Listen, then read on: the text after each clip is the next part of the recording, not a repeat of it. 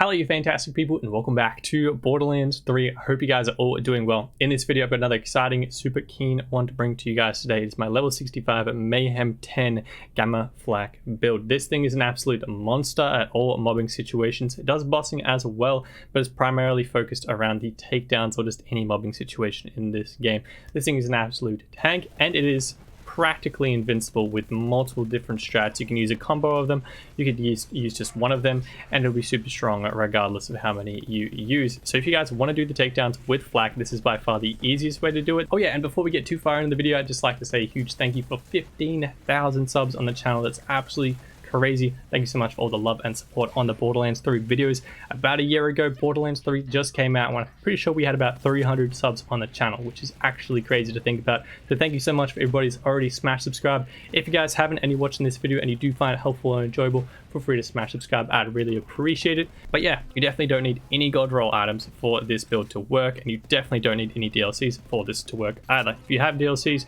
then it's sweet. You'll be able to just use a variety of weapons. But if you are just in base game, there is a heap of base game options that are top tier weapons. Some are actually the best in their classes from base game at the moment, which is amazing because of so many recent buffs in this game. So yeah, I'm gonna have some clips on screen so you guys can enjoy the pure damage this thing does. I ran it through the Guardian takedown and the Melee 1 takedown for Mayhem 10 quite a few times today, and it is just so enjoyable. Let's go with enjoyable. And I personally don't like the Guardian takedown that much. That thing is just, it's so stressful. There's so many enemies. If you get knocked off, then you have to redo like the last 20 minutes. And I'm just not a fan of that because I'm not getting legendaries like once every minute because I'm usually boss farming with flak, to be honest. But this thing actually makes it enjoyable. I did want to do the Guardian takedown. I want to get the loot out of there. There's some really good items. For example, the Smog, the Globetrotter, the Lightspeed Grenade, the Stinger Shield, probably some other ones, but those are the main four definitely. And this, if you guys want to do the Guardian takedown, just makes it so much easier. And the sole main focus of this build is the Red Fang class mod. It literally makes the Guardian takedown a walk in the park. The crystal stages, you literally just stand on them and pet distracts everyone. It's the greatest thing ever. You can just chill there. You can shoot them if you want, but you really don't have to. I literally did all 6 individual crystals that are required to get the Guardian takedown, and not a singular enemy attacked me once, and not a singular enemy. I think one of them walked through it and then straight back out and just went for my pet. It's kind of ridiculous. This thing also can do bosses as well. If you want just a boss farming flak build, there's better choices out there. I've got a few on the channel already. For example, Alpha Flak is going to outclass him in the damage department against bosses, but this is a great all-around, can do mobbing, can survive, can do bossing at the end of the Guardian takedown or the Melee 1 takedown. Still takes word down super quick, and the best part is literally no one bats an eye at you. You can just literally zoom around, get all those critical hits, absolutely one dink everything with multiple different weapons, and literally everyone is just looking at Pet, which by the way is flat out immortal in this build. He is never down once since I got to level 65. I don't even think he was down at level 60 either, but just so you know, Pet's not going anywhere in this build. But yeah, hopefully the clips did this build justice. It shows how much damage this thing does in a ton of different mobbing situations with a ton of different weapons in base game and in DLCs as well. But let's get into the gear you guys need, starting with the anointments. You want to get Gamma Burst on all of your guns, if you can get it, of course. It's not super necessary, but if you want to do maximum damage, Gamma Burst is going to be the one for this setup. I know URAD is a really good anoint, but that's coming in a different build. So for this one, we want to go Survivability. We don't want to restrict flak's health. This is an immortal flak, so you pretty much want to go Gamma Burst on all of them. Consecutive hits is a good one for high fire rate multi-pallet weapons. You can use that instead, or 200% ASA is also a good option. It is weaker than Gamma Burst. Don't ask me why. It's some weird Borderlands math stuff that's way out of my league, but I know for a fact that Gamma Burst is stronger than 200% ASA. Let's get into the weapons though. The Elytra, of course, staple in pretty much every build, just running around doing a ton of damage, super high fire rate. But this one here, I'm super keen to add this one to the list for the Gamma Burst flak. This is one of my new favorite weapons, particularly for this build. It's the Blood-Starved Beast. It is a dual SMG from DLC 4, and this thing wrecks. It's kind of crazy. This is a really bad damage roll, by the way. 3k times 2, it goes up to like 5.7, I think is the highest I've seen. If you guys have seen more, please let me know in the comment section down below. But this is essentially a super high mag size variant and has a very low damage amount. The fire rate is crazy on it, and it does come even crazier than that. I'm pretty sure it goes up to 13 bullets per second. But this thing, it's just amazing. It does a ton of splash damage, and we managed to get a radiation version with the Gamma Burst anoint, which just wrecks. It's amazing. The Hellwalker, of course, the Hellwalker pretty much just slaps on any character in any build ever right now. but there's a ton of fun one-dinking things in Gam Burst as well. The Sandhawk, an amazing option if you guys, particularly for bossing situations. You run out of ammo just way too quick with this thing at the moment, but good for bossing. The new critical pistol, this thing is fantastic for mobbing situations. Use the sticky mode and just everything explodes. It is a ton of fun to use. Of course, with the other light shows in here for the game save. By the way, there's a game save for all of my builds in the description down below or in our Discord. Either one, you can access them from there. The Hellshock is a fantastic weapon in base game. Good for bossing and mobbing situations. You manage to get Gam Burst on this and it absolutely slaps. The Cutsmans, they do pretty solid. I left them in the build. They're not the former glory that they were, but they definitely do a solid amount of damage.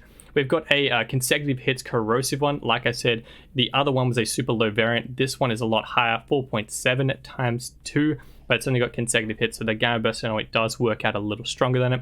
Also, the hyper focuses, we've managed to get the shock, corrosive, and a radiation one in the Gamma Burst. These two in particular are really good for the melee one takedown. This one shreds Wotan's better half, like the top half, absolutely gets rid of him super quick. The Breath of Dying is fantastic. The blobs, literally one tap everything in this game. It's super stupid, but I absolutely love it. So if you guys want to try that one out for yourselves, definitely do that. The Monarchs, of course, are an absolute staple for any build in this game at the moment. They're just fantastic for bossing and mobbing. The Chaos recently was buffed and is actually so much fun to use. It's a really like laser point, destroys everything in its way, and it explodes that elemental type that it is after killing an enemy. So it's really good for radiation flak, especially because that explosion is going to be huge and do a ton of elemental damage. We've got a few in here. I believe at 19k is the highest damage number in comments. We've actually got a few weak ones, which means there's even more damage you can get out of it. We managed to get a Boomsicle, non-elemental, but with Gamma Burst and that thing slaps.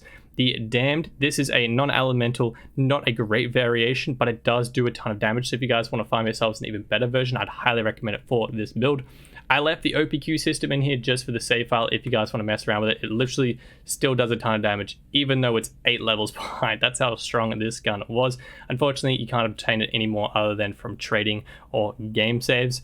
The Convergence from DLC 4, fantastic weapon. It's so much fun to use. I really love the animation on this thing. The Reflux is absolutely the standard fastest thing that you can use in the Guardian takedown in particular. Just pure mobbing potential of this thing is amazing. Get yourselves a redundant version if you can, and with Gamma Burst would it be an absolute god roll like we've managed to get here. The Lobs, amazing. It's pretty much been in the Gamma build since they came out with the buff probably like 6 months ago now. They absolutely slap. I think the highest I've seen is 63k, so you can get a ton more damage out of these, but these still do pretty much 1 to 2 dink everything anyways.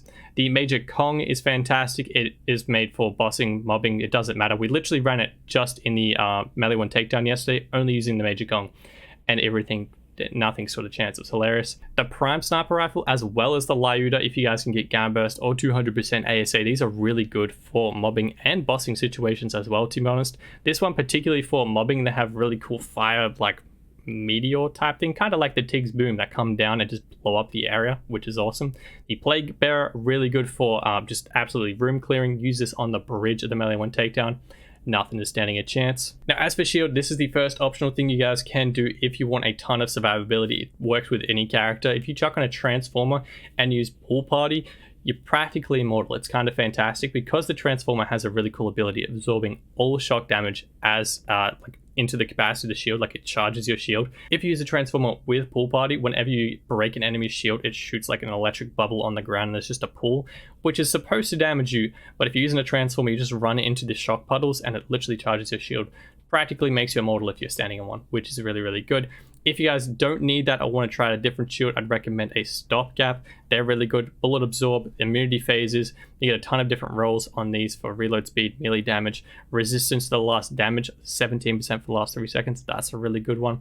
I always keep an Old God on me for bossing situations. If you can get bonus elemental, fire, radiation, whatever you want to do against any particular boss, that's going to help your damage out a lot because, of course, you're not going to need those survivability things of the Stopgap and Transformer for bossing situations. Now, as for grenades, I have a bunch of Hunter Seekers in here as well as P grenades for bossing situations, essentially debuffing enemies and stacking up the Pearl and consecutive hits.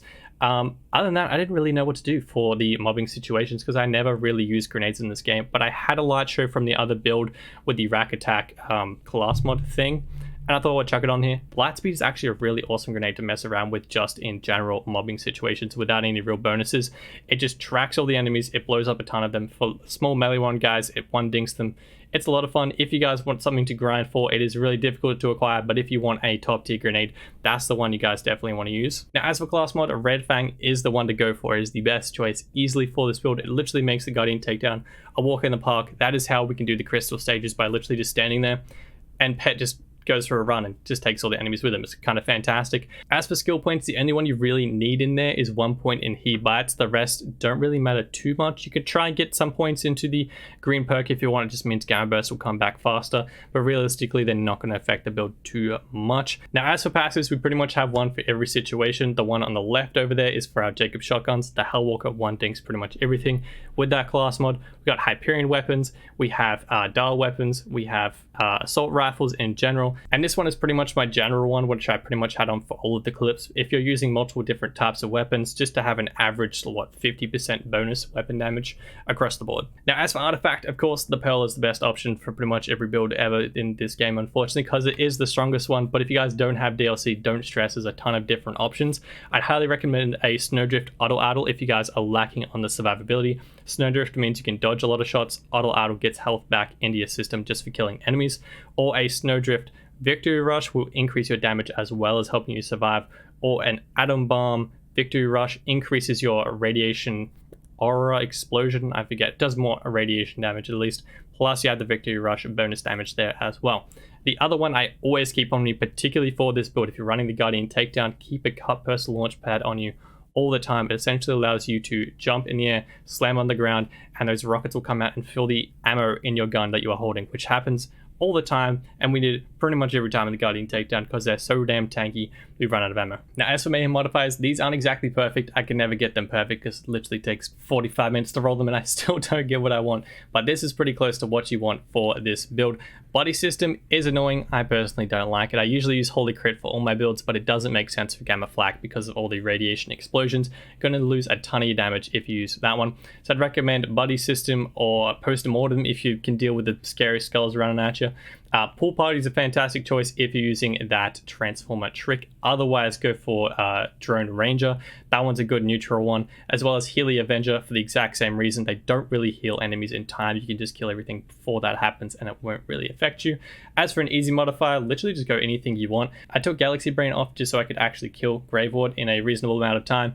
I used Speed Demon to run through the Guardian Takedown as quickly as possible, and because no one was trying to hit me, I could just bop around and just shoot everything, which was a ton of fun.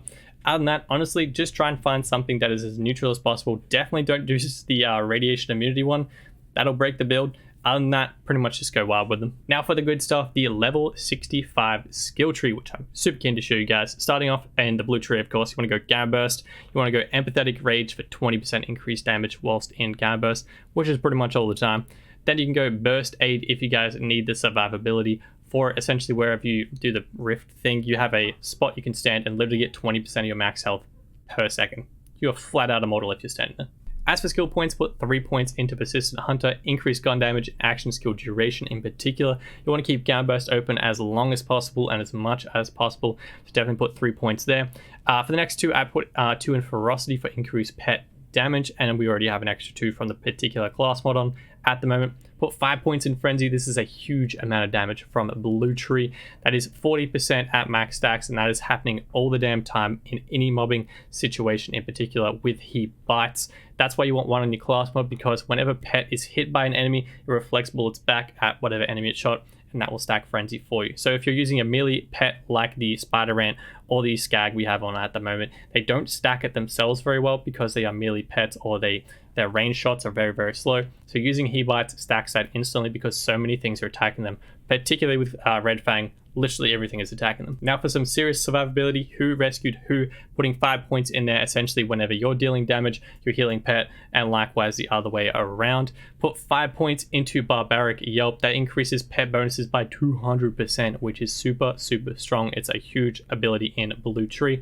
Put 1 point in Mutated Defenses. This essentially makes sure that Flak's Pet is immortal in any situation. There is no chance, even if you're doing something very wrong, Pet will literally sit on this much health for like 6 whole seconds and make sure that he gets out of the situation. Moving down, we only put 2 points in pack tactics. I spent the last point somewhere else because it did make a little bit more sense, but this one gives you a ton of health as well as damage for you and your pet, which is really good again for survivability.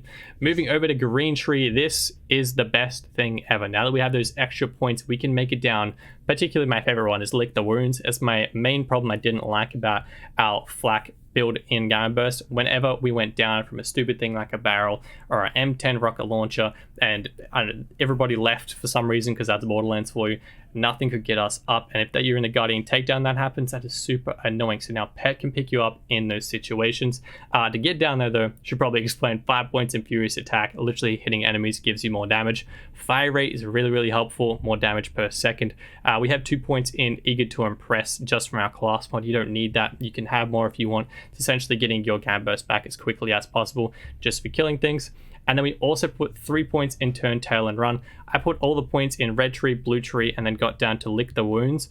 And then I had 5 points left for Turn, Tail, and Run or Pack Tactics in the Blue Tree. I essentially put 3 points in Turn, Tail, and Run because you got more damage and fire rate, more bonuses out of each point. So I put 3 points here, health regen and damage reduction whilst moving, and gun damage and fire rate while still. So if you're trying to do max damage against bosses or in mobbing situations as well, try and stand still and it'll increase your damage and fire rate.